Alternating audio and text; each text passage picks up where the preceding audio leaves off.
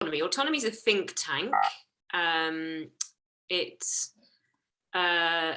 It's quite a young think tank. I'm going to put a link to their website in the chat. So that they started up a couple of years ago by like kind of young PhD graduates who are like all in their 20s and kind of impossibly active and switched on and extremely articulate, and they research the world of work, so from a very progressive perspective. So they're looking at the 4-day week. They work with trade unions a lot. UBI is one of their big kind of policy favourites, and they also publish on their website a lot of research into.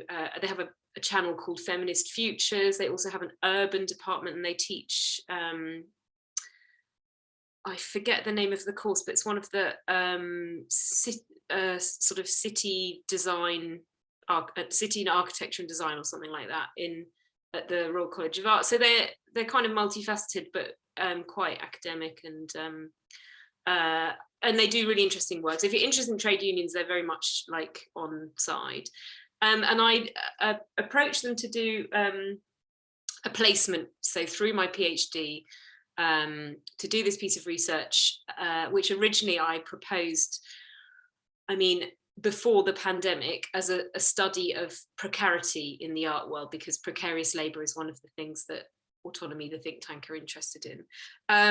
And then COVID started and things got delayed, and then I thought, well, I'll do it on artists and COVID, and then more delays. I kind of started that research back in October 2020, and I interviewed a series, as Natasha said in the introduction, about just over 20 artists and organisations, arts organisations representatives. And among those were people from Artists Union England and other unions like United Voices of the World, their new set up DCW, which is the Design and Creative Workers section, from ArtQuest. So I tried to talk to organisations that advocate for artists as well. And yeah, so I've got a PowerPoint that I'm going to share with you now. Here we go. Let's see if this works. Okay, so I guess I need to do that as a slideshow. Tell me what you think. Can you see that? Yeah, that looks great. Okay, great. So there we go. Next slide. So yeah, if you want to see the report, I can probably put that link in the, no, right, okay. I'll put the link in the chat later, but it's on their website. It just takes a bit of digging, because it is actually, they publish so much on their website. There's a lot of stuff on there. But yeah, so about a month ago, this was published, and we had a little launch event online, and it's been a kind of roller coaster for me, because it's not really been my area of research before, so it's been quite new to me, kind of the policy side of things. But as I said, I started in 2020, and then I was interviewing artists about their experience of COVID and how the situation was before and how it had changed, and their kind of thoughts about the future. And I then had a very long break for personal reasons and kind of wrote the rest of it in the summer of this year. So the thrust of it really changed from being a study of artists during COVID to the kind of inequalities inherent in the art world before COVID, and then how COVID has kind of shifted the landscape. And I think we all know that there's been some reckoning in the art world to a greater or lesser extent, and how that's come about and where it might be going. So yeah, the first place that I started, you might be familiar with this, but I'll run over it anyway. But the place to start was, of course, the Arts Council's Livelihoods of Visual Artists report, which is the best data available to how artists to artists' livelihoods, basically. Just feel the need to get rid of this. Right, that's better. So yeah, what that found, it's not a flawless document, and obviously it's kind of nudging towards being a bit out of date now, but it's the best data that we've got to go on, and it was really quite a shocking snapshot of the state of affairs for visual artists in the UK. So the data's from 2015, but artists earning below the national minimum wage, or living wage rather, and really very substantially below the annual full-time salary in the UK. So 2015 was when the data, the latest data, but 16,000 a year, we can all agree is not, it's not big money by any stretch of imagination. But then on top of that, very few artists earning more than 20,000, which even then is not much. And the really kind of key thing, I think, is that the average income derived from art practice is £6,020. So that means that the other 10,000 is coming from other forms of work. And I think, again, that as artists, a lot of us know that we don't earn any or all of our income from our practice or from our engagement as visual artists, and that it's that state of affairs is pretty dismal. So 2/3 of artists earning less than 5,000 from their practice, and only 7% of those surveyed earning more than £20,000. So it's really really difficult. So then the study also finds that where people make this money up is a portfolio of low paid and precarious roles, one of which we might point to as lecturing as an example. So again, another low paid and precarious role, but also we all know artists who work as technicians, freelancing in various roles, people who work in hospitality, in the museums and culture sectors. So again, front of house roles, poorly paid, tend to be poor contracts. And the report itself describes the art market as a winner takes all market. So a very distorted market where a very small proportion of artists receive the largest slice of the total revenue. And data shows that only a tiny minority earn more than £50,000 a year. So, I mean, really, a rather dispiriting figure. And then the other place that I sort of went to from there was, so I was interested in unions and unionization. So I was looking into the various unions that creative freelancers might choose to join. And I spoke to representatives of some of these unions, not all of them, but and I was really surprised. I was like, oh, well, why are artists so badly represented compared with musicians or actors? Equity and the musicians union are, they've got good membership figures, and of course one of the reasons is that the artists union is very young. It's only been around for about 10 years or a bit less, I think. I'll be corrected on the exact date of kind of founding, but yeah, and whereas equity and the musicians union have more or less a century of kind of history behind them, which I think is a really important point. But then I also thought, there might be more to this than just the newness of the union, because when I started talking to people, I came up against the sense that it wasn't, a lot of artists were not kind of sold on the idea of joining a union. They were suspicious. There was general kind of reluctance, and I wanted to kind of think through that a little bit. So that was one of the questions that I brought to people in my research was to talk about, why do you think artists are so badly unionized? Do you think artists should be unionized? Do artists need a union?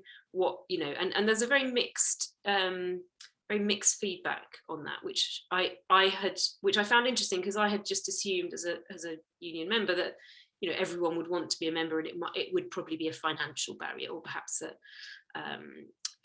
lack of knowledge. They didn't really know about the artists' union, and indeed for some people that did come up, but it was more complex and nuanced picture. So that's my slide on that one. So the report that I wrote, I ended up kind of identifying a number of issues, and then it starts off with a sort of analysis for the non-art specialist of how the art world functions. And I wrote that because I felt that, well, for Autonomy, that they're not an arts organisation at all, that they don't know about the art world. So when I was speaking to them about the report and explaining how things work, they're saying, oh, this is just, not sorry, let's plug in. They were saying, this is not something that the average reader will be familiar with. And they wanted a kind of, they wanted the report to lay out for a more general readership how the art world functions, which of course is a really difficult thing to do, because everyone's got a different interpretation of how the art world functions depending on who they are, and it's a broadly completely uncohesive thing, the art world. There is no umbrella organization, there is no sort of body that governs anything, there is no membership body, there's no trade, professional membership trade bodies, or there's just nothing like there is in almost all other sectors. There is some kind of organization, and in theatre, for example, it would be equity. That would be the union would be what everybody is a member of, and that is what links people together.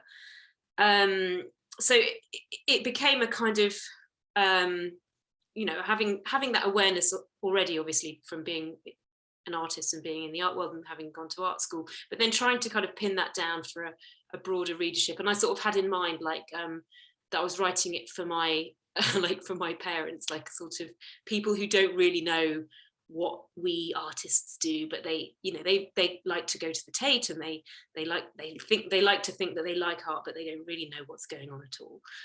So that was my sort of audience. So you might find, if as an artist or someone who knows about the sector, that you might find reading it is telling you what you already know. That said, I think there is a few things that are worth kind of outlining. So the issues that I really came across, and the first one here that I've got on my kind of bullet point, doing what you love can leave you open to exploitation, and that's a kind of brief synopsis of it. But I was reading Sarah Jaffe's new book, Work Won't Love You Back, which I really recommend. It's a great read. But also in the context of, she writes about artists in her book, and it's very interestingly framed. But I think that the context of of how love and passion and devotion to your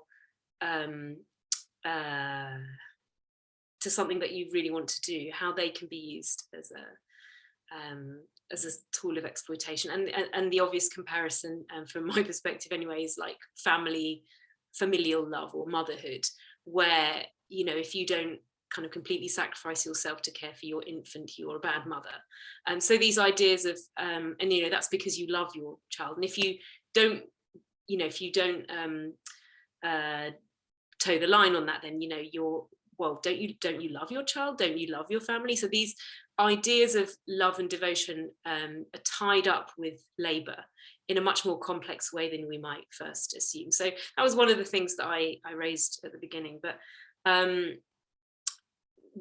one of the sort of food for thought kind of things. But then the inequalities of the art world. So the Livelihoods of Artists report, which we just looked at in the previous slide, it, as well as those kind of shocking income figures. It also identifies how there are so many barriers to the art world for marginalised people, people of colour, people with caring responsibilities, people from like lower class backgrounds, and that these, you know, can create intersectional inequalities and lead to people not being able to enter the art world, and certainly not being able to stay in the art world. And that's something that came up again and again with the people that I was talking to as well.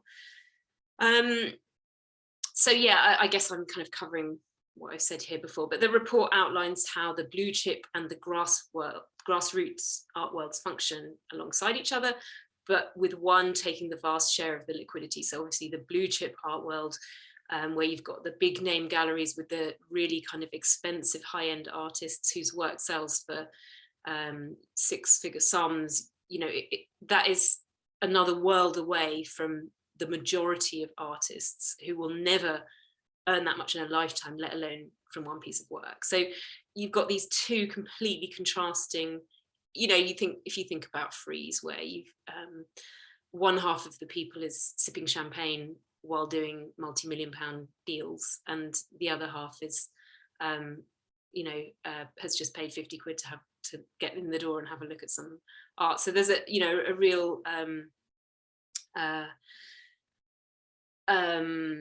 juxtaposition there. But the problem is that this grassroots art world supports the blue chip art world by providing new talent. So there's kind of constant feed of new graduates coming through that again snapped up and made into the new fodder for the blue chip galleries. But then also with cultural kudos, and there's a very complex relationship that between how the big galleries get their artists kind of sanctioned in a way by showing them at national portfolio museums and organisations. That national portfolio means Arts Council supported, because there's a quite high level of kudos associated with that, and then that means higher prices. So they're manipulating the market. So it's a very complex and shadowy relationship going on there.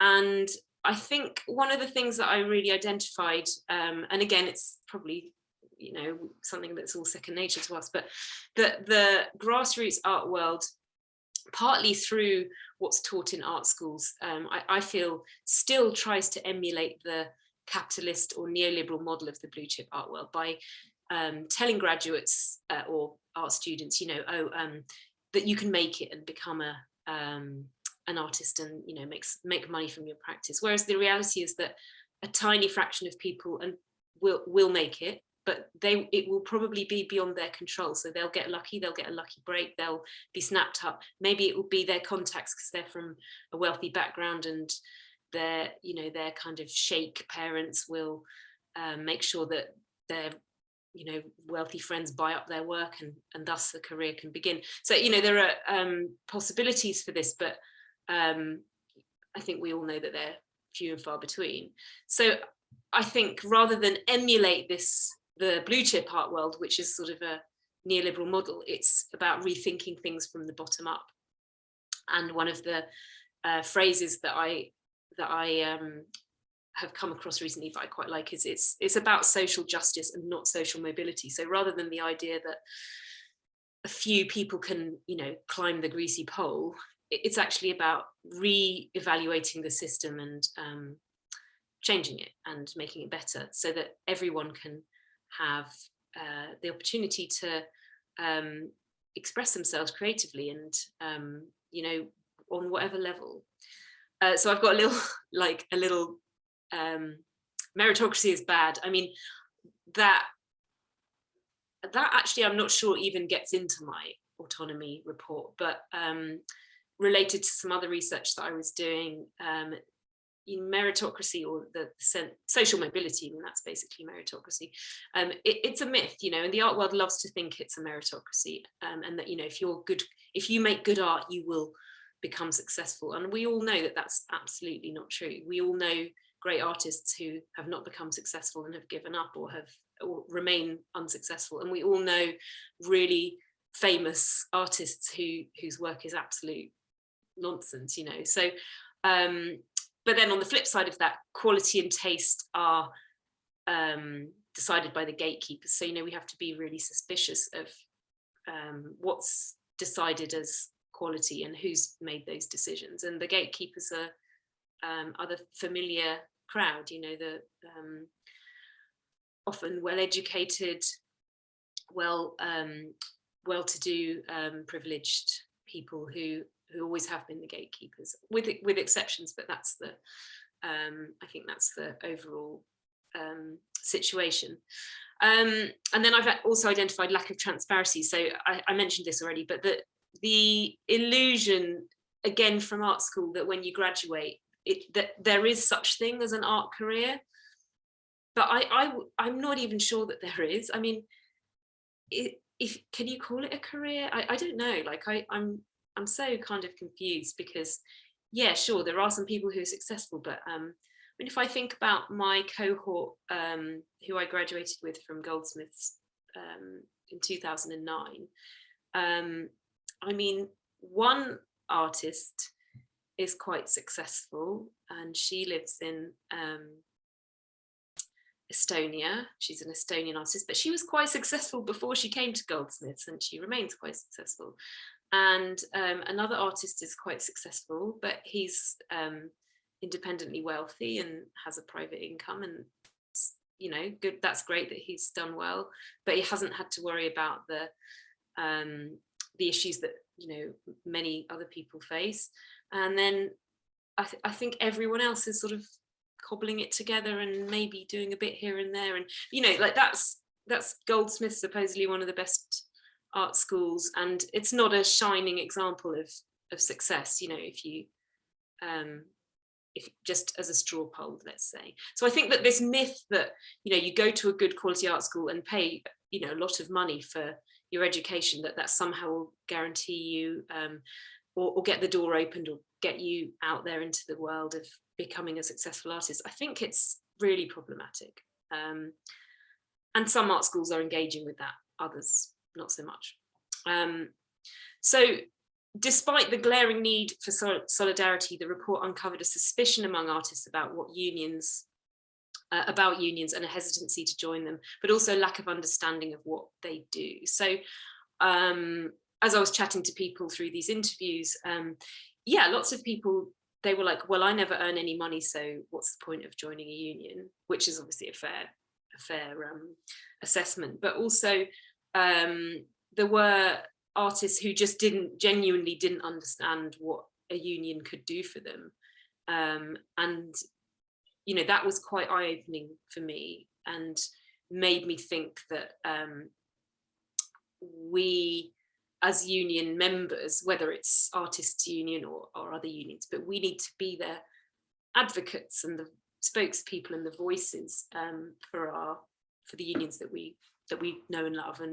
And so at the bottom, like, one thing we can do is spread the word about the good that unions can do. And I actually do think that when I'm going to make an effort now, when I do a talk or a workshop or anything coming up, I'm going to just put in a little mention and say, I just want to mention that there is a union for artists, and it's great, and check it out, see if it might be something for you.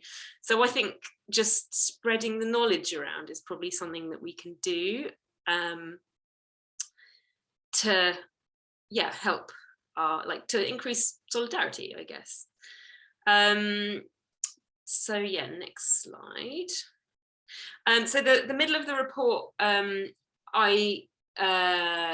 contains like the voices of many of the people that I interviewed, and their kind of verbatim quotes, and I decided against actually reading those out for this talk. But what came up over and over again was artists, and I spoke to artists who were all reasonably well established, with the exception of a couple of young, like, new graduates and one not quite graduate, but most of them had been artists for 10, 20 years. So we're not talking about very kind of people new to the art world, but a real, people absolutely fed up with being undervalued, themselves as artists, but also their work being undervalued, and just a total lack of understanding of the point of culture and the point of art and what it can do for people,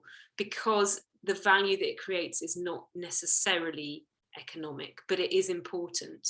But that, you know, our society is just so obsessed with, you know, if there isn't a material return, things are you know, discarded or ignored, or and I think that was something, I mean, I think everyone I spoke to mentioned that. I heard again and again and again, as I'm sure you're not surprised to hear, artists fed up of working for free or being asked to work for free, even by large and, you know, well-established museums, galleries, foundations, NPOs, that's large kind of arts council funded organisations. And also the phrase that I heard again and again, the only one in the room not being paid. You know, the artists were invited onto boards to be an artist representative, and then they discovered it as an unpaid position. Artists were invited to speak at events, and they said, oh, we'll pay your travel. You know, just the stories just stacked up. It was and, you know, I've got my own experience of that too, so it wasn't necessarily surprising, but it was yeah, shocking but not surprising. Exhaustion from juggling art practice with one or several other jobs, really not particularly surprising, but just yeah, I mean, really dispiriting, and a sense, I think, that idea of juggling when you're young is okay, and like if you're young, able-bodied, and you don't have responsibilities, financial responsibilities or caring responsibilities, you can do that. And there's even a sense that it might be quite fun, or you know, living in a squat for a few years is it could be a laugh, you know. But then as people progressed in their lives and their careers, that it becomes unsustainable and quite frankly, you know, depressing, and people start settling down and having wanting the normal things that everyone wants out of life, like you know, a stable roof over their head, or perhaps starting a family, and those become, you know, absolutely incompatible with this level of exhaustion and level of you know, just about managing that kind of always being on the edge.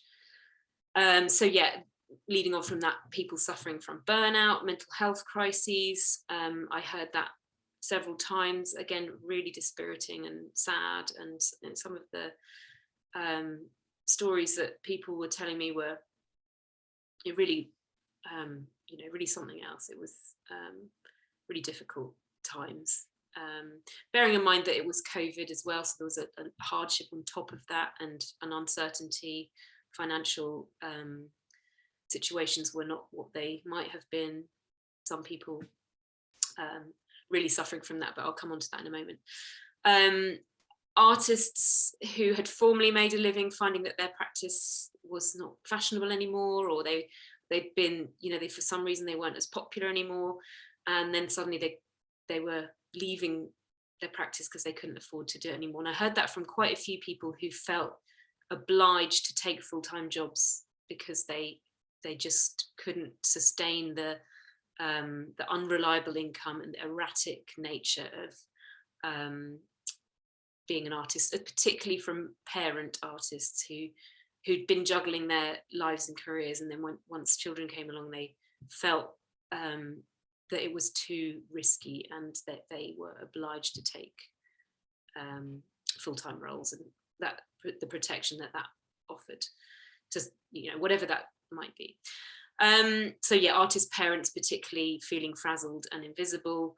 Women artists telling me that, you know, they had chosen a career over a child. I mean, that's certainly not unique to the visual arts, and you hear those kind of decisions from other sectors as well. But I do think that it's particularly, I think it's a particularly difficult situation for visual artists, because the pay and the precarity is so embedded, and actually, I recently came across an interesting organisation called PIPA, Parents in the Performing Arts. It's quite an extensive support organisation for parents who work in the performing arts, so theatre and the stage, and it's fantastic. And there's nothing like that in the visual arts. There's the How Not to Exclude Parent Artists, which is a kind of manifesto, but it's not an organisation that can advocate. So parent artists really feeling completely excluded and often giving up because they had no choice. It was unsustainable. And then all of these things adding up to an art world that by the time people had tried to be in it for a decade or two and then dropped off, was only, the only people left were the ones that were privileged to start with. So we've got people from reasonably wealthy backgrounds who've been able to, or have a partner who works, or some kind of other way to support themselves. Some people described how they felt lucky because they were slightly older and they were able to access benefits in a much more relaxed way when they were young and starting their careers, in a way that isn't possible now. Like universal credit is so tightly controlled. It's not like the dole was in the 80s and 90s, where you could live from it and relax for a certain amount of time while you did your creative projects on the side. And that's very much not what people can do now, I think. So systemic racism was mentioned, and we see that coming up a lot. I'm sure you remember last summer, that Black Lives Matter and the soul searching and the the analysis that arts organisations were forced to do, to just look through their staffing and realise that they just were so badly representative. They were failing in their diversity policies. And I think you might be familiar with the Barbican stories. I don't know, if not, then Google it. But it's a publication, an anonymous publication that was put together around the same time that I was doing this research, and there was a crossover with that to a certain extent with some of the people I spoke to, and I doubt that it's restricted just to the Barbican, but Barbican Stories is a publication that has been put together, giving voice to the people that work in the Barbican who identified as non-Western, and the systemic racism that they felt they'd suffered for a long time, and they felt Black Lives Matter gave them the voice to call that out. And the Barbican has published its own kind of, not rebuttal to that, but acknowledgement of that, and soul searching that they want to improve. So yeah, moving on. So yeah, I mean, this is all kind of outlined in the report, and I won't go through it with a fine-tooth comb because I think it's probably a bit too boring. But basically, when COVID came about, there were a number of options. So there was furlough if you were employed, and of course most artists aren't employed, and those who are mostly employed in lecturing, and they didn't get furloughed. They had to stay teaching. Some artists were able to apply for job seekers or universal credit with some success, and some people I spoke to were able to get the self-employment income support. So that the problem with that was that you had to earn over 50% of your income from self-employment, and then you could apply for that income support. So for some people, some artists I spoke to described that as like being on UBI. They were like, oh, it's amazing. I spent the best part of a year being paid and just going to my studio, and it was fantastic. Whereas others didn't make 50% from their self-employment. They weren't employed, they weren't furloughed, and they were an absolute mess. People got nothing. So I've put it just here, but large numbers of artists and other creative freelancers were, fell through the net. And there's the organisation called the Uncounted or something. And it's 3 million people got nothing from the COVID support packages, which were, to acknowledge they were generous packages in the main part, but 3 million people got nothing, and a lot of artists were among those. So Arts Council England had the emergency response funds where you could apply, and actually I think Nastasha's got some good stats on that. I vaguely remember it's something like 80% of people who applied actually got funds through that. But again, lots of people that I spoke to, several people told me, you know, I would mention it and say, oh, did you apply for the Arts Council Emergency Response Funds? And several people said, it was the beginning of a pandemic. I was panicking, trying to keep my family safe. You know, the last thing I wanted to do was apply for an Arts Council grant. So, which I personally could relate to. I think my brain was completely fried for months back then, you know, and the idea of doing an Arts Council, you know, dealing with grantium was literally the bottom of my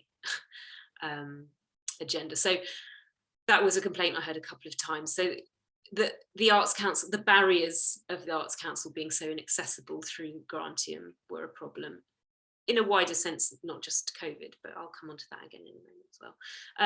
Don't worry, there's not that much more, but yeah, so the effects of COVID. So for some artists, yeah, like disaster, financial ruin. One person I spoke to, I really felt for, had savings, so was speaking about, you know, it's a very precarious lifestyle, so I don't have a pension, so I put a lot of money into savings, and they had ISAs, you know, savings, which is really sensible, but because of that they were not eligible for universal credit or any of those support systems, and they were living off their savings and depleting their kind of hard-earned, basically their pension, and it was just utterly dispiriting. Yeah, really sad. Others talked about it being a time to reevaluate, recharge. The rat race was sort of halted temporarily, so they felt like less kind of depressed about their situation because everyone else was in the same boat. So there was this feeling that like it's all stopped, so I don't have to be so competitive because everyone has stopped. And I think that's something a few of the people I spoke to identified. Some people were grateful to be spending more time in the studio, but not those kids who are obviously homeschooling or just trying to cope day to day. Others identified it as a good time for organising, and I think Artists Union England obviously has had a huge increase in membership, but that has been reported across the unions, and I don't have exact figures, but it's been reported in the big major unions as well as smaller unions as well. Principally, and an increase in precarious contracts have made people more aware. Some people identified new creative opportunities, like forcing them to kind of think outside the box, create online work, embrace digital technology in a way that they hadn't before. And there were some initiatives, I don't know if anyone watched Transmissions TV, that was, you know, trying to bring art, well, not bring it out for galleries because we couldn't go to galleries, but, you know, bring art into people's homes in a new way that hadn't necessarily been done before. And then, of course, Artist Support Pledge, which I'm sure you'll all be familiar with. And actually, I spoke to Matthew Burrows as part of the research, and it was very interesting to hear his take on it. But I think my feelings on that, after being initially really kind of enthusiastic and, you know, trying it out myself a bit, I felt that it really kind of perpetuated this model of the art world being a place for sales of expensive artwork rather than a place for creativity and you know, progressive thought. So very much something, and I know that it did work really well for some people, but they were people who made stuff, and a lot of artists don't make stuff. I mean, a lot do, but if you don't make stuff, you can't sell it on Artist Support Pledge. So I think that was quite interesting.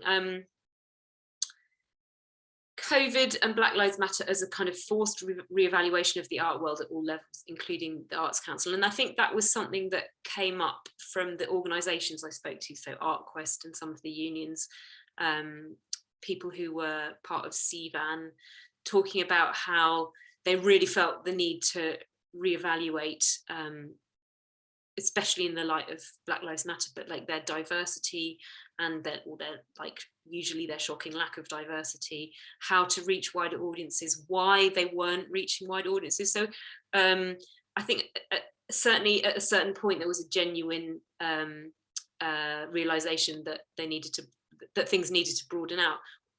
I mean, to what extent that's been carried through, I mean, I don't know. I don't have the research, but it doesn't look great, does it? And yeah, this is almost my last slide. So the recommendations that I made in the report briefly were so an acknowledgement of the struggle and how hard it is to be an artist and to survive if you don't have a private income or you know, supportive partner or stipend or something. So a greater emphasis on this in art schools, I think, you know, is important. Not overlooking and undervaluing creative activity because it's not a job. So one of the things in the report, it's a bit kind of dry government policy stuff, but the standard occupational classifications is how government identifies what people do as a job or like as a role. And there's only one for artist. So you're either an artist or you're not. So it would be helpful if there were more kinds, like a performance artist and a sculpture artist and a workshop artist, and you know, all the different kinds of artists, because it increases the visibility of artists to those who make the policy. And that I think is really important, because at the moment we're easy to overlook because what we do and its value is easy to overlook. And that came up again with a really, I think a really vital quote from page 73, which I don't have right to hand, but from a recent document about how artists, an important World Economic Forum document, artists and creative people often do these multiple roles, as we've already established. So their art, that when it gets measured by the state, so when the state measures its citizens to see what's being produced in terms of economic activity, they overlook the one that doesn't produce the money. So for example, if you're an artist and you're also a lecturer, they will call you a lecturer and they'll ignore the artist bit, because that's where the money's made as far as they can see.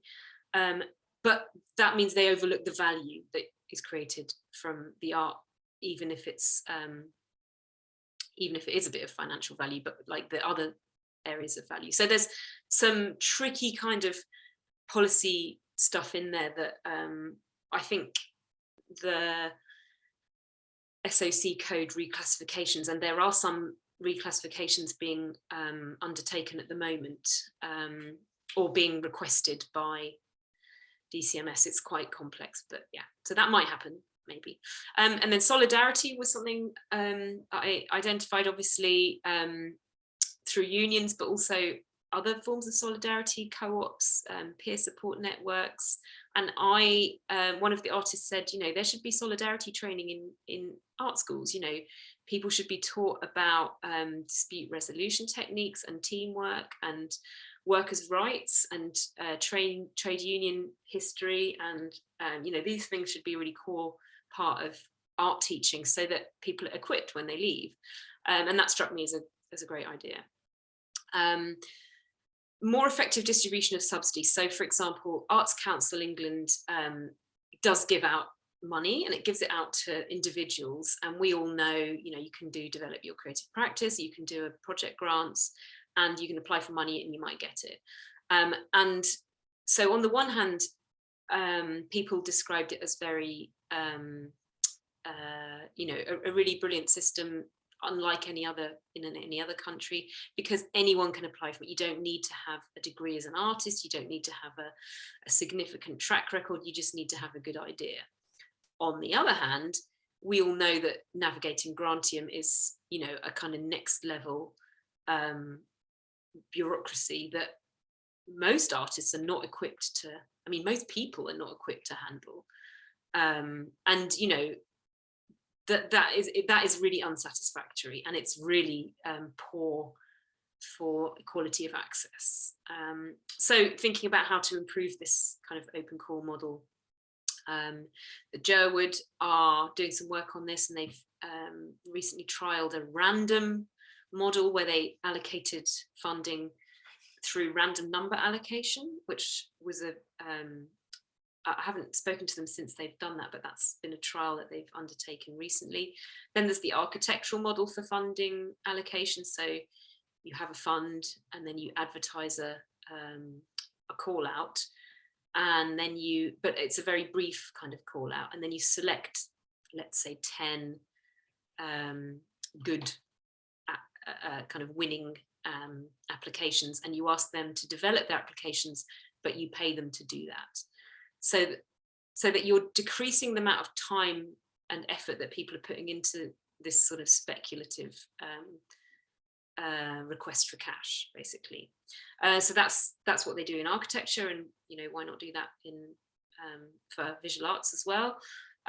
Or the invitation model, where, you know, instead of vast armies of Arts Council employees wading through the thousands of applications they get, they actually employ a few people at Arts Council to sift through grassroots arts initiatives and then offer cash to interesting projects. I mean, that idea has its own problems associated, but you know, why not?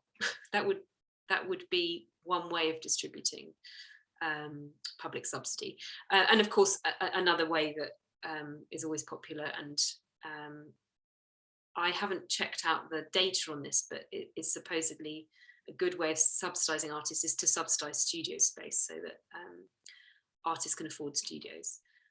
And then UBI, obviously, I know that Artists Union is very engaged with UBI and is currently doing have a working group, and I'm sure you all know that Ireland is going ahead with a pilot in January, whereby they are distributing 25 million euros between 2,000 creatives who are, I think, currently being selected, and they will get 325 euros a week for 3 years as part of this pilot UBI project. And again, there are problems associated with that.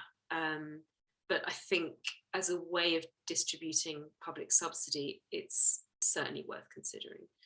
I also identified a New Deal for artists as a kind of policy recommendation. And with that, I was thinking of, obviously, the American New Deal of the 1930s, the works administration projects. And I think that this is actually a real possibility. So you may or may not know about Section 106, which is what developers are required through Section 106 of the, I don't know what act it is, the Property Something Act, in order to get planning permission, that they must do something of public good with a certain percentage of their cash. And it wouldn't take much to to say that they do something of public good, but also something of cultural good with a certain percentage of their cash. So I feel like there are untapped opportunities for that kind of initiative. But yeah. And then the last two, so art on the high streets is something that's been discussed. This was a kind of post-pandemic proposal. There's a new organisation called Haifa Studios, which you may have come across, and I recommend looking them up. They're quite interesting. So they've got a new kind of model, something that has been happening for years, but they are trying to make it sustainable, I think. So taking over empty shops and inviting artists for free to use the space on the proviso that they offer some form of public engagement. So artists can use the space. I mean, for example, where I live in Catford, there's an empty Peacock's shop, and Hypha Studios is offering that for 3 months to, offering people to apply for it, and they'll presumably choose someone, sort of a group of people. It's quite a big space, so they can use it as a studio space, but they do have to do some public engagement, or they can use it as a workshop space where it's constant public engagement, or an education space. So it's very open, and then it's, you deal with this interim organisation rather than having to deal with the council bureaucracy, or the council, or the property managers or owners, whoever collect the rent, kind of thing.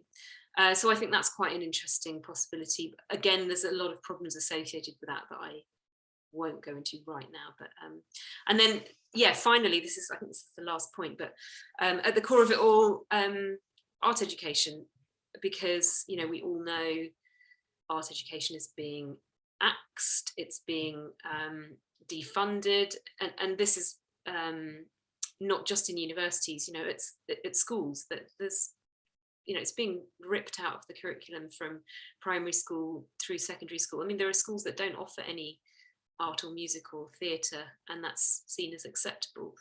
And I mean, even from a kind of perception of a good education, it's just so wrong. You can't possibly expect to educate the next generation of engineers, and I'm thinking about the government's obsession with the STEM subjects, but engineers and physicists will be better engineers and physicists if they have learnt about art and music and dancing, and there's so much evidence to prove that, yet it's routinely ignored, and it's really solid evidence. So it's very frustrating, and I'm sure you will all have a good sense of what I'm talking about. So just to finish on this quote, so this is an interesting quote, and this quote is to be used, to argue to the kind of Tory funders: fund our arts courses because the skills gaps. This is the World Economic Forum Future of Jobs report, and this is not a progressive report. This is a big international piece of data gathering that is looking at the developed world countries, and they are saying skills gaps continue to be high as in-demand skills across jobs change in the next 5 years. The top skills and skill groups which employers see as rising in prominence in the lead up to 2025 include groups such as critical thinking and analysis, as well as problem solving, and skills in self-management such as active learning, resilience, stress tolerance, and flexibility. And I think that just underlines how important an art education can be for for society as a whole. If you're looking at your future workforce, you need people who've had the ability to learn about art, where they learn these skills, and these skills are the skills that artists have. So I just feel so frustrated with the government saying one thing and doing the absolute opposite, as I'm sure we all do. And yeah, leave it on that note. So thank you. I'm sorry for waffling on. No, that's brilliant. Thanks so much. Right, how do I get the screen back? You should have a little button at the bottom to say where it says screen share. You should be able to. Yes. Great. Brilliant. Thanks so much. It's such a thorough. I mean, I know that's not even the full report, which is even more thorough and has even more information in it. So that's brilliant. Thanks so much.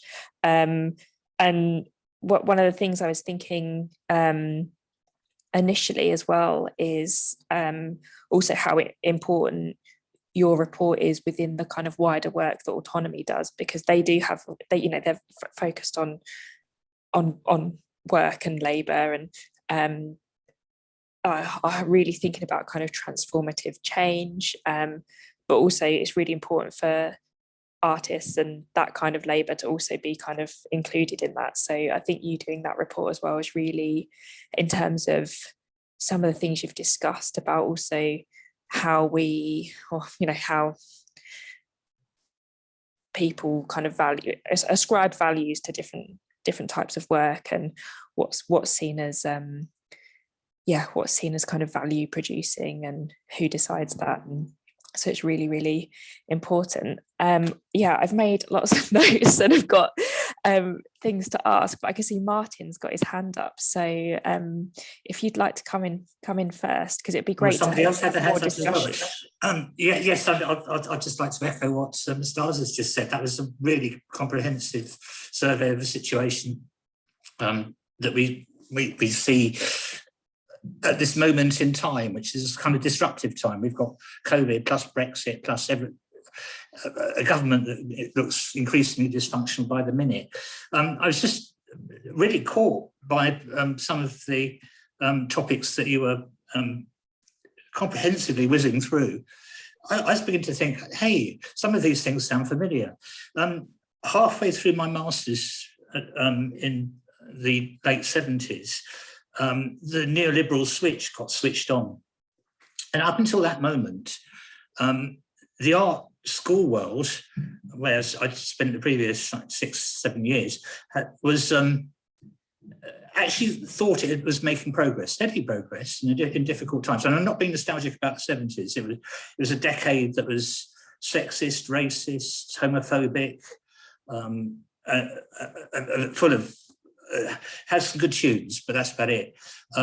But prior to Thatcher, who in my head is not completely sort of randomly associated forever with Saatchi and fake news adverts that got her into power with posed employees queuing up around the block. But in the 70s, there were some initiatives, including an attempt to create an artists' union. They failed to get very far, partly because the rest of the trade union world, and don't forget the 1970s trade union world, I mean, you may not have been there, but it failed to recognise the Grunwick women strikers because A, they were women, and B, they were Asian, and therefore not real workers. But the artists' union of that day were my immediate predecessors at art school, including one of them, a performance artist called Stuart Risley, who was one of the leading lights in a project they'd set up then called the Artist Placement Group. And this was the attempt to actually have engagement with communities. In fact, it was the birth of community art in the 70s. Now, community is a really loaded word. It tends to mean second rate. Community singing is what you do before the FA Cup final rather than on a stage. Community art suffered from that, but hey, isn't it back now? Look at the Turner Prize this week. A lot of sort of things had their seed there, and then the art world drank the Kool-Aid of neoliberalism. I mean, to be fair, from the 60s, there'd been that element in the art world superstar thing, and it all collapsed. And none of the things, there was the Acme Housing Association, there were mitigation efforts. What there was under the initial Thatcher thing was, if you called it enterprise, like the enterprise allowance, meaning you could, without getting hassled to apply for jobs, legitimately set yourself up as an artist and get amounts that was equal to the dole plus tenor, I think was something it was at the time. That saw my generation through those difficult first years after art school. So I was interested when we're looking at these kind of models. The Acme Housing thing, well, it's new. We're in a similar situation. London was full of empty council property at the time. An artist-led co-op called Acme set itself up, and I lived in an Acme house. Again, it was in that position between the local authority, who were scared of squatters moving into it, would rather have artists, because you tailor your message to your audience. If you can sell to the Kensington and Chelsea councillors, they'd rather have artists than hippies in their buildings. These are the sort of initiatives, and it's almost the same landscape now. Exactly, the sort of support systems aren't there. We have to pick amongst the rubble and figure out what does make it possible. But the interesting thing is some of the things are coming back. Now we've got collaborative working, the last couple of Turner Prizes, in fact, and we've got the sort of artist-led initiatives here and there. Now, how do we stop them falling into the hands of the free market, which is the other thing that's continued on its march in that intervening period? I feel like there's been a stop and a start again. We can do some unfinished work, but then I'm old. I mean, really great points. Thank you, Martin. I guess, I guess that, I mean, I can't really answer. I don't have any answers, but I guess the only thing I would say is in terms of the difference between now and the 70s, and it's kind of an obvious point, but the marketization and the financialisation of every sector has had this enormous impact that means life is so much more expensive, you know. So in the 70s, there was a lot of empty property in London, you know, squatting was an option. As you identify the kind of empty council homes. And now, you know, housing is an enormous problem, not just for artists, but for everyone. Rents are unbelievably high, like there's a huge lack of social housing, you know, so these things impact on who can do what they want to do. And it's not just being an artist, it's also other creative careers, but the barriers to people who, I mean, and it's not so bad here as it is in the States, but, you know, you are almost, you know, but when you finish university, unless you've got some kind of financial cushion, you have to get a full-time job, or, you know, you can't just wing it, or maybe you can, but only for a very short amount of time. So I think these are, you know, if you can live with your parents for a bit or something like that, I think these are really key kind of contemporary problems, and not just limited to visual arts by any stretch of the imagination. Anyway, sorry, I'm waffling again. No, that's great. I think that's the thing is as well, it's kind of when the cost of living is so high and you are the only person in the room not getting paid, then it does make things kind of impossible. You can't, I mean, I'm just ripping a line from Lindsay's film, but you know, you can't live off the kudos of, or the cultural value of your work or your reputation or whatever it might be. It's not going to put food on the table. So maybe that's a good point to bring Lindsay in as well, who's got their hand raised. I suppose in a way I'm really looking for some ideas. Can you hear me okay? Yeah. I wonder if it's slightly better through. Is it slightly better like that? That sounds good to me. Fine. Yeah, it's fine. Yes, it's about artist pay I want to talk about, and it's something that I've wanted to campaign for a long time, not for myself really, but for the next generation, because I don't think we're going to be able to get it through in my lifetime. But I think the main point that I want to raise about this is that we don't get paid like anybody else in the room. The system is different, so we're just given the lump sum, as you know, and that's supposedly all the money that they've got, but actually that really isn't the truth. Ultimately, it isn't all the money that they've got in general. But in terms of just trying to negotiate an idea of how we could be paid fairly, which would be that we would be given a commission and then we would quote for the job, and then they would find the money for the job. You know, that's how the real world works in general. But none of the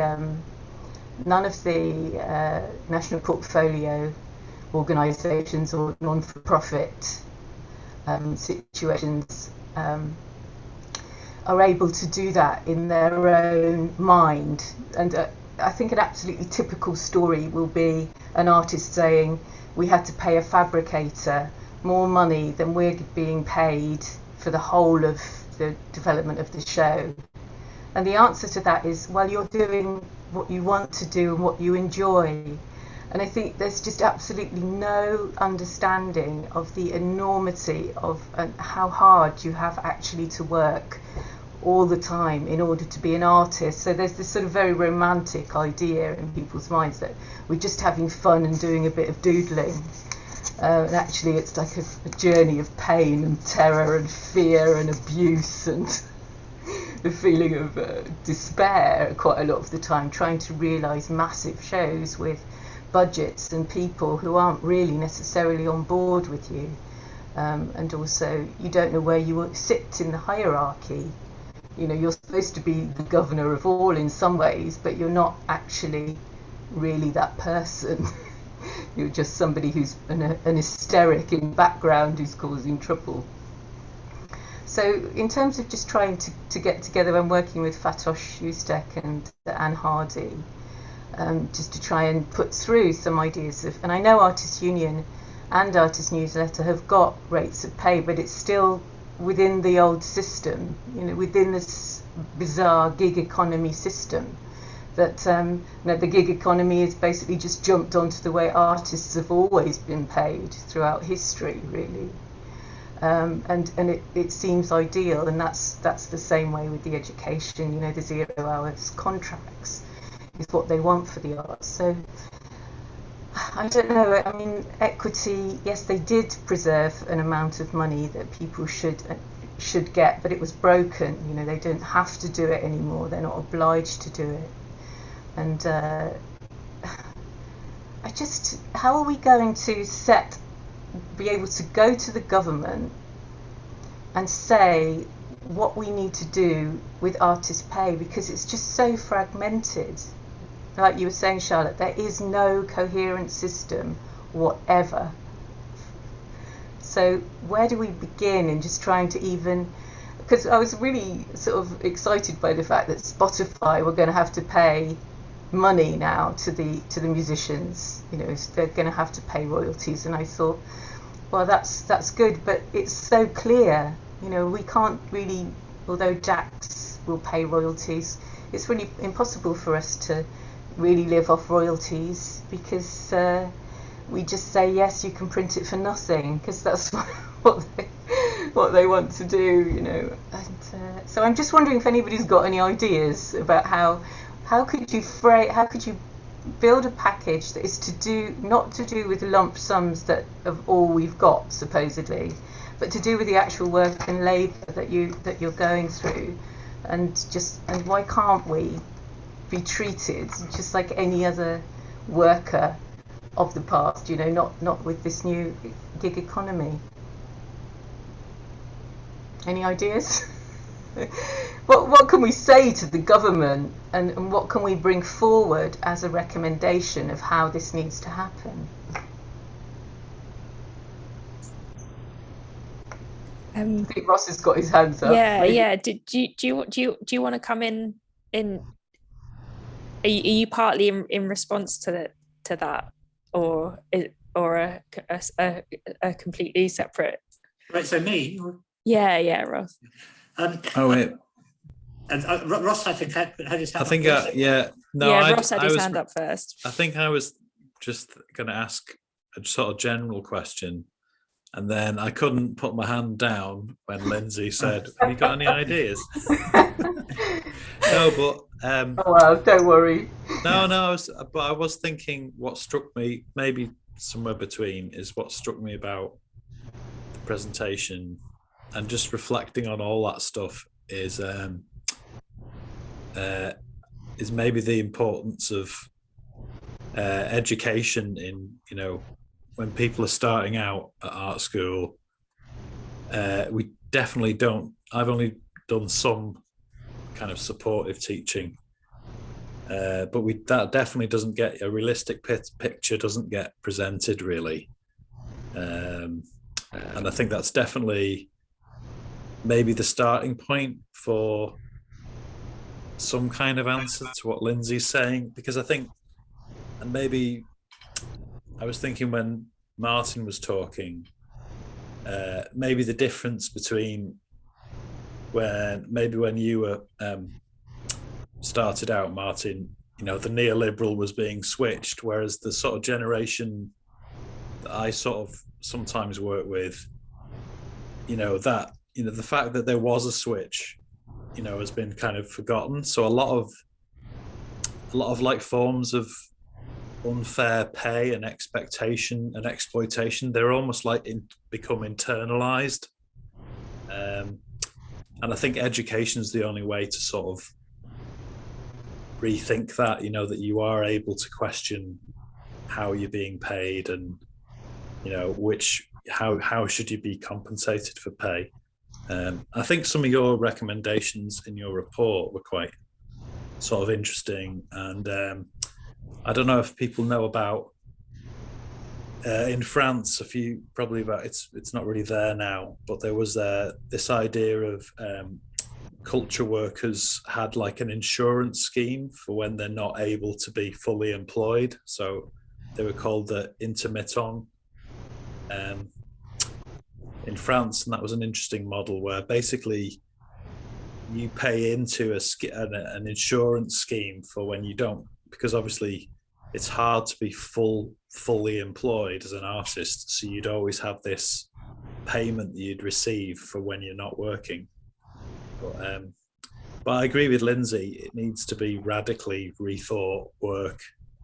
But then the problem is that, that idea of constantly having to be on Instagram developing your artistic brand, it's sort of it's hard to work against that, but maybe education's the only point. We just have a more diverse understanding of how you can exploit yourself as well as being exploited. Anyway, I'm rambling definitely now. So I've just thank you, Ross, for that point. Just a really quick kind of response to that. I think what's so interesting about the French system is that kind of inherent in it is the fact that they place a value on culture and on art and on theatre, and so that the state is prepared to support the resting actor and the unemployed artist for periods in the recognition that the work they do is valuable. And I feel that certainly the current government here, is doing everything it can with these kind of ludicrous culture wars to undermine and basically extinguish any form of progressive culture because it's progressive and it stands at odds with the values that the current government want to see, perpetrated. So I think that is a really, and I think it does still exist. It's been scaled down a bit, but I think the intermittence does still exist in France, and it just shows that contrast with where value is placed, and I think that's tricky. I think as well, going back to that makes me think. Also, not forgetting Lindsay's question to everyone, but also that the model of meritocracy actually is so entrenched in the kind of primary and secondary school system as well, in terms of the way that the narrative of you only have to work hard, you only have to work hard and you will succeed, and therefore if you aren't succeeding and you aren't being paid for what you do, that must be your fault, you must not be working kind of hard enough, and actually that's sort of one of those myths, but it is something that's kind of culturally really entrenched, and it's almost that I think previously, or maybe I think this kind of naively, because I teach as a HPL, so on a casual contract, and I think there's this thing as tutors, you kind of think that maybe at art school you can unravel some of those things, and that by the time they've done their 3 years, you know, you can undo some of the damage that the school system has done. But yeah, it's quite challenging. And yeah, so I think one of the things is that kind of, yeah, the sort of meritocracy model, and also, you know, the art world kind of reflects it also reflects and maybe almost exacerbates. So it's like not exacerbates, but it reflects the kind of inequalities that are kind of present in society, but perhaps more so because you know, there's a lot more people who are differently abled who work as freelance because it gives them a certain amount of flexibility to kind of manage things in a different way. So yeah, it's kind of those additional kind of barriers are also there, and perhaps even more so as well within that kind of art world. But in terms of you know, this the campaign for being paid, and going back to Lindsay's point, and it made me think about the musicians union, and the pay not play, and that idea of, you know, if it's something that you enjoy, then you should just do it and not get paid. And I think there's not been kind of a similar campaign in quite the same way within visual arts, or and again, there's not necessarily like a regulatory body in the same way that there is with things like Ofcom or yeah, or, you know, equity, I suppose. And it's kind of like, how do we establish something equivalent that's strong, that's kind of strong enough and has enough critical mass to kind of make those demands in terms of pay, so that actually everyone doesn't sort of individually have to keep arguing, but, you know, like, is, you know, how do we actually kind of make that demand, and at least be able to achieve sort of like a, you know, like a minimum wage for artists or something, or a living wage for artists, and I suppose that connects to that thing around UBI as well. Yeah, so sorry I've waffled a bit, but it made me think of those things.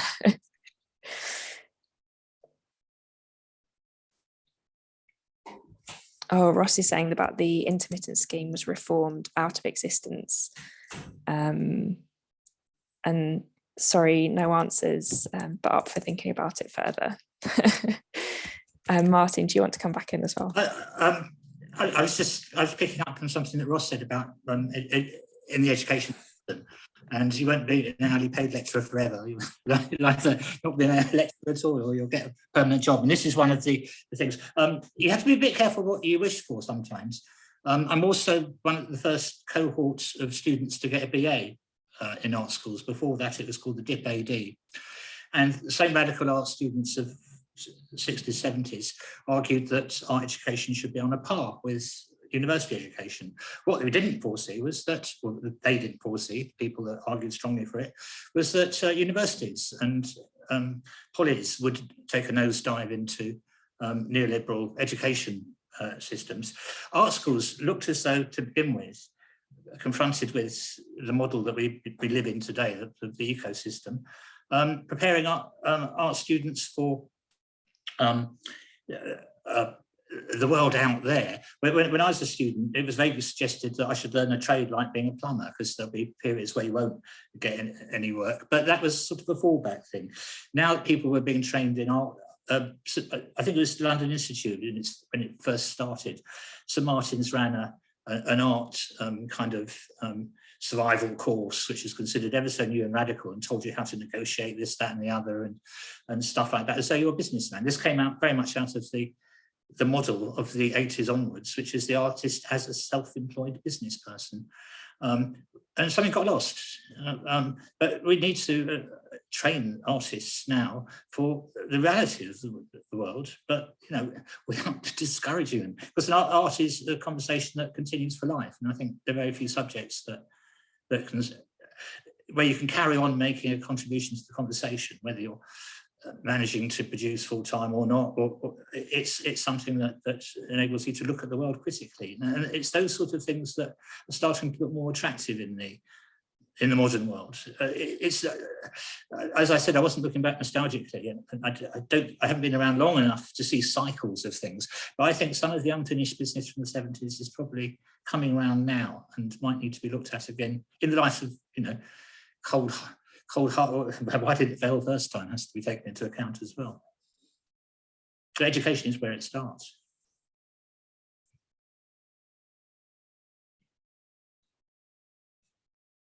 Oh, and Lizzie, sorry, just radical idea. How about just without too much fuss, artists just announcing that they're going to run their own copyright system, and that any time a commercial organisation, they have to contribute a sum into this pot, and it's distributed among artists. I bet nobody would challenge you if you set that up. I think DAX do that. Yeah, well, why did DAX do it rather than us? Yeah. You are so radical.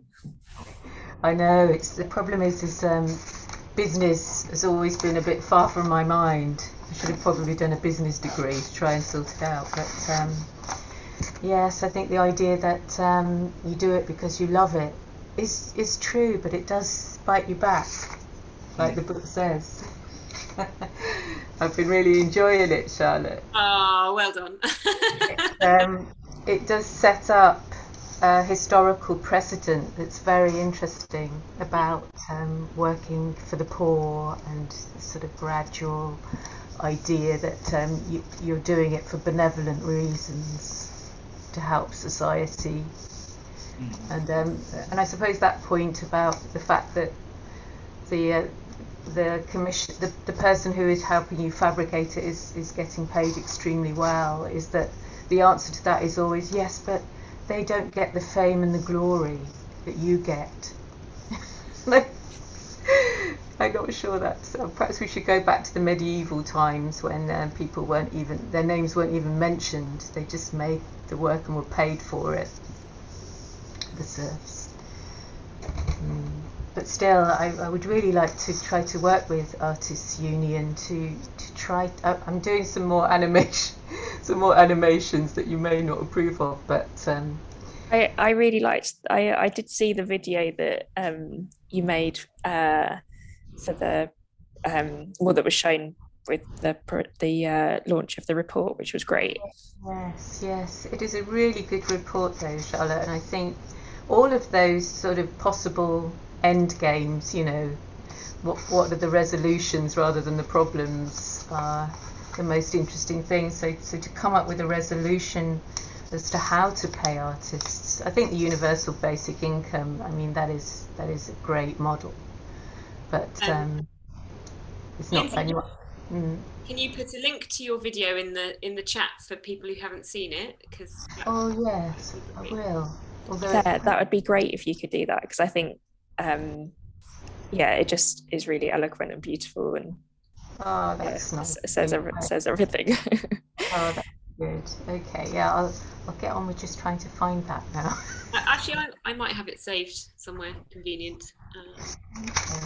It's almost it's like we need to have the like it's good to have a big ambition, which kind of in some ways shouldn't be, because it should be a given that this work is valued and that people are paid so that they can live. But at the moment, it kind of feels like an ambitious ask to kind of because things are so precarious, but I think that we should definitely we should be working together to imagine what that should look like, and then kind of make make demands for it. And I do think of course there's kind of there's that kind of interim as well, and it made me think of the especially in terms of transparency and access to resources being more equitable, the kind of open sharing, like these kind of Google Docs of successful funding applications, and how we can actually go against the grain of that kind of thing of like, oh, I've made a successful funding bid, and that's great for me, but it's kind of like, okay, well, I've made a successful funding bid and I'm going to share it, and like not, and there's that ways of I suppose that kind of peer support and things that kind of actively maybe sort of work against that culture of exclusivity, things being kind of mystified or opaque. I'm just checking the chat as well. Oh, great. Yeah, there's the links. Yeah, and the link to the funding library as well.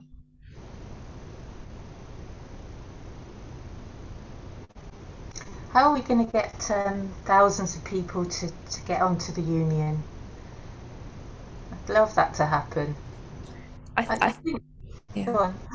Oh, I was going to say, I think when I spoke to Charlotte previously, and it kind of, I think there's also that thing of, if you've got several jobs and you require a different union for all of them, you pick the worst one to join the union for. So if you're a lecturer and an artist, you might go with UCU, or which is of course understandable.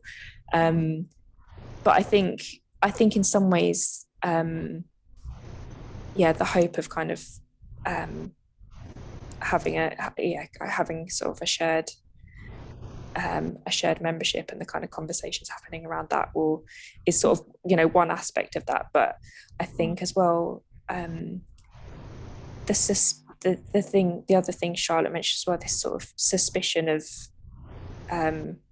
unions and what unions do, and I wonder whether that's also connected to a sort of distrust, but also feeling quite disaffected by the bigger institutions who are meant to support artists who don't, and whether it's kind of part of a wider culture of sort of disappointment and distrust in organizations that are apparently meant to advocate and support artists.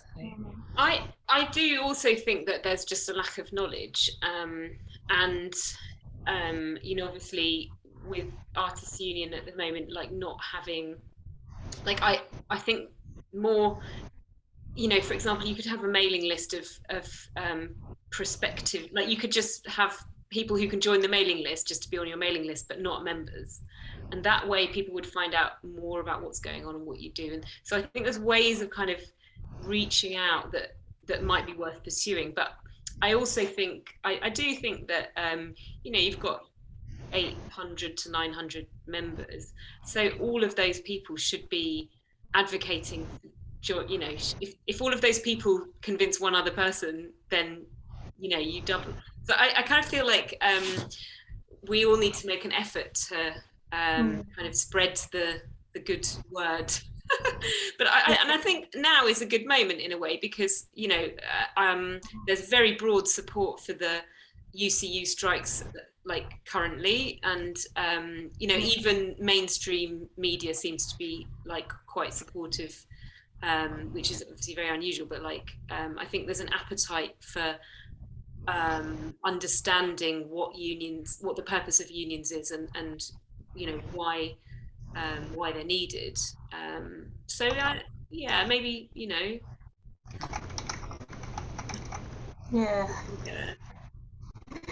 maybe it's having enough followers to tweet to, isn't it? Yeah. Maybe unions just coming back into fashion. There is that. because trade unions, I think that, and there's another thing, which trade unionism for the first time for many decades is actually slowly, not by much, but has reversed its decline in terms of membership. And I think it's gradually dawning on people that in this climate of uncertainty going forward, that trade union is probably a better bet than placing your faith in a change of government anytime immediately soon. V, can I bring you in? You've got your hand up. Hi. Yeah, my name is Vanessa. I just usually subscribe by like VG, first letters of first name and last name. I don't know. Yeah, so I wanted to say that I think it was you, Rose, that mentioned it before, that yeah, we live very much in the era of social media. So I discovered about this talk today by chance. I was following Charlotte at some point, and by chance because I also work very much with social media at my other jobs that support my practice. And so in the end of the day, I don't have much courage or energy to scroll on my personal social media. So I just went on my Instagram for like 10 minutes and I saw this post and I saw the talk, and I had another meeting at the same time. So I postponed it to make it to this talk, and it just somehow happens. So fortunately or unfortunately, social media have a lot of power to reach out to audiences, and especially everything happening now with UCU and stuff happening last year with the Tates and all of these kind of things can approach very much like, especially like a younger audience, like the audience that the White Pube has, that try very much to radicalize young creatives. And when I say young, I don't mean necessarily per age, but I mean people that have been in the practice for like 5 to 10 years. So they're not necessarily established in their fame or established financially or have like a gigantic network. So yeah, that would be an option, because now I'm convinced as well to join the union. And I also wanted to make like more like a comment-ish rather than a question, that I'm really thankful that I actually participated in this talk, because and everything that you mentioned, Charlotte, about the book has been very much in my mind over the past couple of years, because I came to the UK about 3 years ago, and I started from zero, and I tried to like get into the arts and meet people, and like I went to a university outside of London, so that was like very difficult to get into the London scene. And many people have like raised an eyebrow when I tell them that I studied like at the University of Kent, these kind of things. And I feel very much for most of the things you said, especially with the pandemic, and then things that you're mentioning happening now, like Haifa and all of these efforts. And just thank you very, very much. I will read the book, I will follow you, and I might poke you again in the future for a chat or a coffee to like talk about this. Yeah, please do. That's great. That's fantastic. And yeah, I guess it just shows that I mean, I follow White Pube, and I think that they're doing some really interesting stuff. And yeah, maybe I've put it in the chat, but maybe they could be on your next list of speakers at AUE, because I don't imagine that they're union members, but they they're talking about a lot of the same things, and they've got a huge following, like massive. They have like 70K or something. Sorry? I think their Instagram following is like 70K. Yeah, it's huge. So, yeah. Well, thank you, everyone, for coming. And thank you so much for preparing such a thorough presentation on top of all of the work you've already done. It's really, really good. I think there's so much in there. There's things that we could talk about for weeks and that we should continue to talk about. But yeah, thanks so much for sharing it. Oh, Lucy, did you want to say something? Yeah, so I just want to come in because I haven't said anything, but I've just basically, I thought that was absolutely fabulous. I did catch it on social media when it first got shared, I think by the Artists Union, and I did start looking at it, and I didn't know that you were going to be coming and giving a talk on it tonight, so that was absolutely amazing to be able to have you talking through that. Quite moving, obviously, for quite a lot of us, relate to quite a lot of things that you were saying, and I really especially enjoyed the one of the outcomes being the building solidarity and just the political aspect. Like, for me, this union is political. It's like, yeah, I desperately want to be able to answer the questions, that Lindsay's questions about how we make people pay us fairly, properly for the work that we actually do. I don't know the answers to that, but I do know that the only way we're going to make any difference at all is if we can find a collective voice, because there's so many of us. But yet we're all kept in tiny little studios and told to compete against each other on Instagram. And really, I'm sure I love so many people's artwork. I do love so many people's artwork, but more than your artwork, I want you to be an artist, and I want you to speak in a collective fashion, in a political sense, and that's really my major motivation for being part of the Artists Union. And, that it really was very touching. And, I will read, try and get through although I'm not academic particularly, I will try and get through that. It was really, just a few stories, just because I haven't shared anything, there's a small arts organisation in Birmingham where I'm from, which is very grassroots. And there were people literally collecting up all the, poor, basically working class, let's just call it that, working class artists, people who work in, very, they work in community levels, and community in the great sense. I love the word community. They really help engage and broaden the horizons of the very poor communities in Birmingham.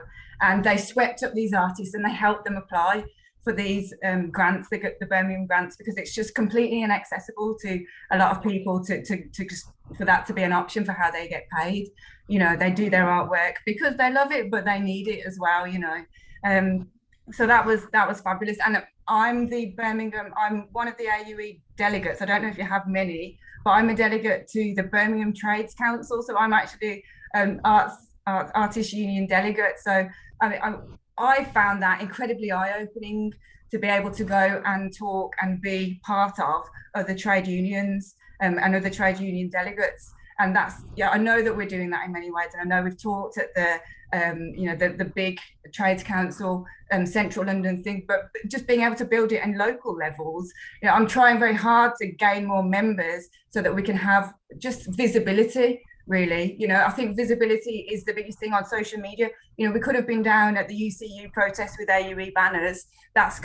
People are gonna see that, and people will ask questions, and it's just one by one membership. I just think we need to grow massively. But I won't ramble anymore, and I'm sorry if I sound a bit mad.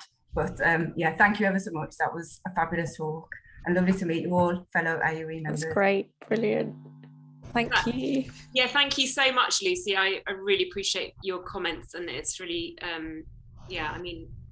it's great to hear your side of the situation as well. So thank you. I will share that the slideshow. I'll send it to AUE, and you can. Yeah, and we'll share it with everyone. Yeah, I'll do that in a minute so I don't forget.